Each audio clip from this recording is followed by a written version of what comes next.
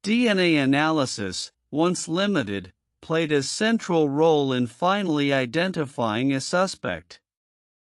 Cell phone tower mapping, digital forensics, and even discarded trash became powerful tools. The Gilgo case showed how technology could unmask a killer who had hidden in plain sight for years. The case also transformed how the public engages with true crime. Podcasts, YouTube documentaries, and online forums turned the Gilgo murders into a global conversation. Amateur sleuths pored over timelines, maps, and police files, sometimes uncovering connections that professional investigators later confirmed. Gilgo demonstrated the new reality. Crime is no longer analyzed only in courtrooms, it is dissected in living rooms around the world. But perhaps the most important legacy is human. The families of the victims, through their grief, pushed for justice and reform. They demanded accountability from law enforcement. They ensured their loved ones' names were remembered. Their persistence proved that ordinary people can force institutions to change. The Gilgo Beach murders remind us of three enduring truths. That evil can hide in plain sight. That silence allows it to thrive. And that justice, though delayed, is possible when society refuses to forget. Long Island's shoreline has always been a place of beauty. Gilgo Beach, with its rolling dunes and windswept sands, was once simply a getaway, a place for families, surfers, and fishermen. But after the discovery of human remains, it became something else entirely, a symbol of both horror and remembrance. The beach itself holds a haunting duality. On one side, the sound of waves, children playing, and seagulls calling. On the other, the memory of crime scene tape, search parties, and investigators combing the sand for fragments of lives lost. The shoreline became a physical reminder that peace and darkness can coexist in the same place. For investigators, Gilgo Beach was evidence. Every dune, every patch of brush, every mile of ocean parkway became part of a map of death. Helicopters hovered overhead, dogs sniffed for remains, and officers marked off areas where bones emerged from the earth. The shoreline itself became a silent witness to unspeakable crimes. For families, it became sacred ground. Many came to the beach not to sunbathe, but to grieve, leaving flowers, photographs, and memorials. Standing on the sand where their loved ones were found, they transformed a crime scene into a place of remembrance.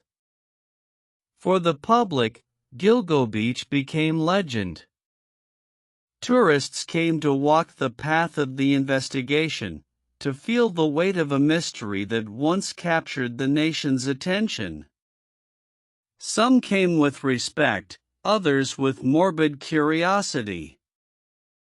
But all left with the same realization: the shoreline was no longer just sand and surf, it was a story carved into the land itself. In the years since, Gilgo Beach remains a paradox. It is a place of beauty and tragedy, of leisure and loss. A symbol of unanswered questions, of justice delayed, and of the resilience of families who refuse to let their loved ones be forgotten.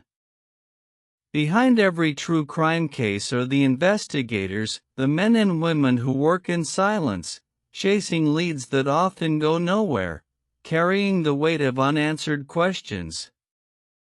The Gilgo Beach murders were no exception.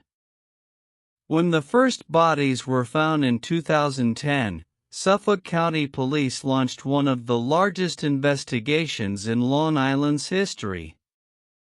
Detectives worked long hours, combing through thousands of phone records, interviewing witnesses, and analyzing forensic evidence. Many described the case as a maze. Each new lead opened doors to more confusion, more shadows. But frustration quickly set in. The overlapping jurisdictions of Nassau and Suffolk County, along with state and federal agencies, created turf wars. Information wasn't always shared. Strategies clashed. For investigators on the ground, it felt like fighting a battle with half the tools missing. Some detectives retired before the case saw any resolution.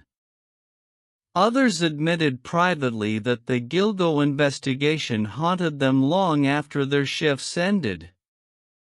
They carried photographs of victims in their desks, reminders that the faces they pursued were not just files, but lives. Over the years, new leadership shifted the case's direction. In 2022, the formation of a multi-agency task force breathed new life into the investigation. FBI agents, state police, and local detectives worked side by side, an alliance that finally broke the stalemate. Many of the investigators described the moment of Rex Hoyerman's arrest as bittersweet. Yes, there was relief, a sense of progress after years of dead ends. But there was also the memory of time lost, opportunities missed, and families who had suffered in silence for more than a decade. The Gilgo Beach case became more than just an assignment. It was a test of endurance, a lesson in humility, and a reminder that justice is not swift. For the investigators who pursued it, the case was both their greatest challenge and their greatest burden. The Gilgo Beach murders were not just a test of police work, they were also entangled in politics, power struggles, and scandal. Behind the headlines, law enforcement faced battles that had little to do with crime scenes, and everything to do with control. At the center of controversy was former Suffolk County Police Chief James Burke. Burke, who led the department during critical years of the Gilgo investigation, later became infamous for a scandal that rocked the county. He was convicted of beating a suspect who had stolen a duffel bag from his car, a bag that allegedly contained pornography and sex toys, and for covering up the assault. His fall from grace raised troubling questions. Had his leadership distracted or derailed the Gilgo investigation? Critics argue that turf wars and corruption slowed progress. The FBI was sidelined for years, with Suffolk police reluctant to share jurisdiction. Political infighting meant resources weren't fully coordinated. Families of the victims often felt lost in the shuffle, caught between bureaucratic walls. And then came the whispers. Some locals speculated that the failure to solve the case sooner wasn't just incompetence, it was intentional. Rumors spread that powerful figures may have had ties to the sex work industry and feared exposure if investigations went too deep. Though never proven, these suspicions fueled mistrust between the public and the police. Political pressure mounted with every passing year. Mayors, county executives, and police commissioners faced questions at press conferences. Why hasn't the killer been caught? Each administration promised answers, but for over a decade, the beaches stayed silent. It wasn't until new leadership took charge and created a joint task force that momentum returned. By then, the political scandals and delays had become part of the Gilgo story itself, a reminder of how bureaucracy can sometimes stand in the way of justice. The Gilgo Beach murders are not just a tale of crime. They are also a cautionary tale about institutions, about how power, corruption, and politics can shape the fate of an investigation, for better or worse. When official investigations seemed stalled, the Gilgo Beach murders found a second life on the internet. In forums, podcasts, and social media groups, thousands of strangers became digital detectives, determined to solve the mystery from their laptops. Web sleuths, Reddit, and independent blogs filled with timelines, maps, and theories. Users compared phone records, speculated about suspects, and analyzed every police statement. Some even visited Gilgo Beach themselves, posting photographs and measurements to fuel online discussions. For many, the case became a collaborative obsession. Podcasts like LISK, Long Island Serial Killer, and countless YouTube channels dissected every detail. Some creators interviewed victims' families. Others offered deep dives into police missteps. These digital storytellers kept the case alive, drawing new attention long after mainstream headlines had moved on. Of course, online investigations came with risks.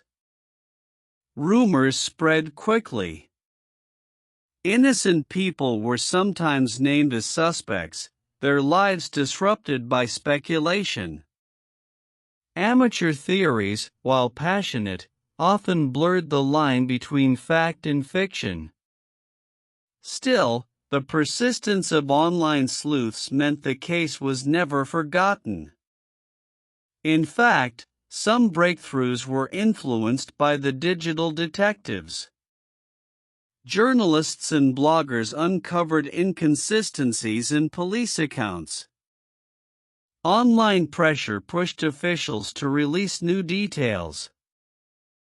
Families of victims used social media to demand attention, amplifying their voices far beyond Long Island. The Gilgo Beach murders became a case study in the modern era of crime solving. It showed how the internet can be both chaotic and powerful, a space where misinformation spreads, but also where justice finds momentum. The digital detectives became part of the story, ensuring that silence was never an option. The Gilgo Beach murders may have been confined to a quiet stretch of Long Island sand, but the echoes traveled far beyond the Atlantic coast. This was not just a local story. It became a global mystery. International newspapers carried the headlines, "Bodies found on Long Island Beach." From London to Sydney, from Lagos to Tokyo, the story of the Gilgo victims fascinated and horrified. Audiences around the world followed each new development, drawn in by the chilling combination of mystery, scandal, and tragedy. True crime fans across continents created podcasts and YouTube channels, translating the story for their own audiences. In Europe, journalists compared the case to the Jack the Ripper murders. In Asia, viewers debated the failures of American policing. In Africa, the story became part of broader conversations about justice, women's safety, and systemic neglect of marginalized groups. Beyond fascination, the Gilgo Beach case carried a lesson. It revealed how violence against sex workers is too often ignored, not only in the United States, but worldwide. The global audience recognized in Gilgo the reflection of their own societies, where the vulnerable are overlooked, and where justice comes too late. By the time Rex Heuermann was arrested, the Gilgo murders had already cemented themselves in international true crime history. They were not just Long Island's problem. They were a haunting symbol of power, corruption, and the long shadow cast by unanswered violence. The Gilgo Beach murders are more than a true crime story. They are a symbol of lives cut short, of families left behind, of a community haunted, and of a justice system tested in ways no one imagined. For the victims' families, the case is personal.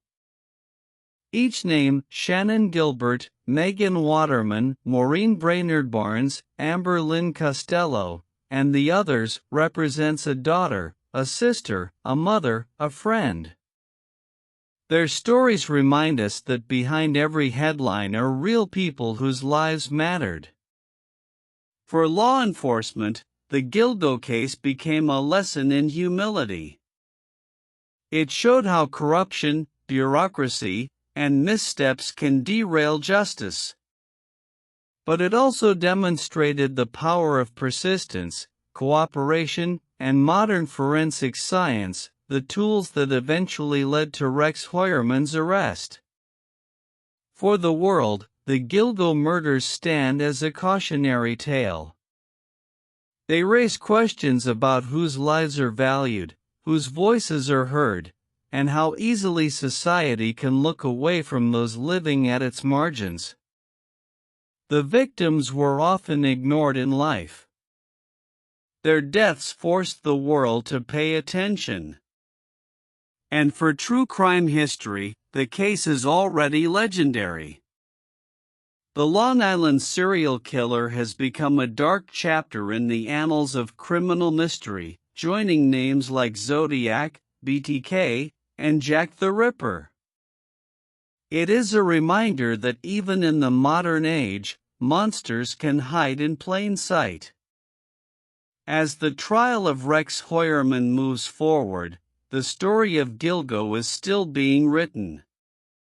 But whether or not every question is answered, one thing is certain: the victims will not be forgotten. Their lives, their families, and their memory endure. The waves of Gilgo Beach continue to wash over the sands where secrets once lay buried. But now, the silence carries voices of justice, voices of memory, and voices that will echo long after the case is closed. This is the legacy of Gilgo. Thank you so much for watching. I hope you enjoyed the video and got something valuable or entertaining out of it. Don't forget to support the channel. Hit subscribe and turn on notifications so you'll never miss a new upload. We are sure you liked this video. Give it a thumbs up and share it with your friends. It really helps us reach more people and grow our community. Stick around, because there's plenty more exciting, inspiring, and entertaining content coming your way, just one click away. Your support means the world, and we can't wait to bring you the next video. Thank you again for being here.